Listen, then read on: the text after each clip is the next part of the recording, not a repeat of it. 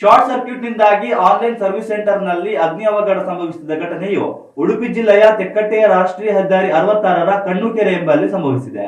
ಅಗ್ನಿ ಅವಘಡದಿಂದಾಗಿ 6 ಲಕ್ಷ ರೂಪಾಯಿಗಳಿಗೂ ಅಧಿಕ ಮೌಲ್ಯದ ವಸ್ತುಗಳು ಬೆಂಕಿಗೆ ಆಹುತಿಯಾಗಿದೆ.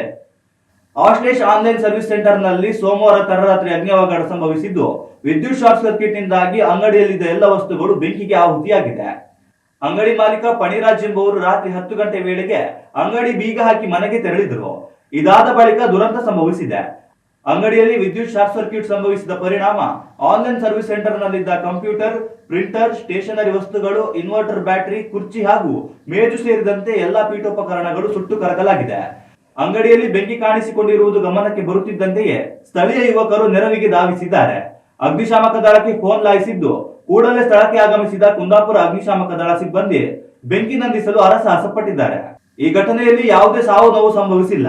ಈ ಸಂಬಂಧ ಸ್ಥಳೀಯ ಪೊಲೀಸ್ ಠಾಣೆಯಲ್ಲಿ ಪ್ರಕರಣ ದಾಖಲಾಗಿದೆ.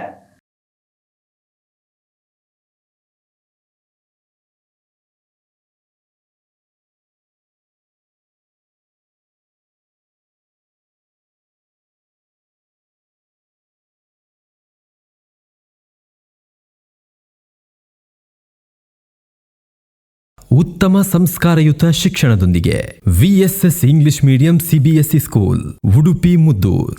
ನರ್ಸರಿಯಿಂದ 10ನೇ ತರಗತಿವರೆಗೆ ಶಿಕ್ಷಣದ ಜೊತೆಗೆ 5ರಿಂದ 10ನೇ ತರಗತಿವರೆಗಿನ ವಿದ್ಯಾರ್ಥಿನಿಯರಿಗೆ ಉತ್ತಮ ಹಾಸ್ಟೆಲ್ ಸೌಲಭ್ಯವೂ ಇದೆ. ನಿಮ್ಮ ಮಕ್ಕಳ ಪ್ರವೇಶಾತಿಗಾಗಿ ಈ ಸಂಖ್ಯೆಗೆ ಕರೆ ಮಾಡಿ.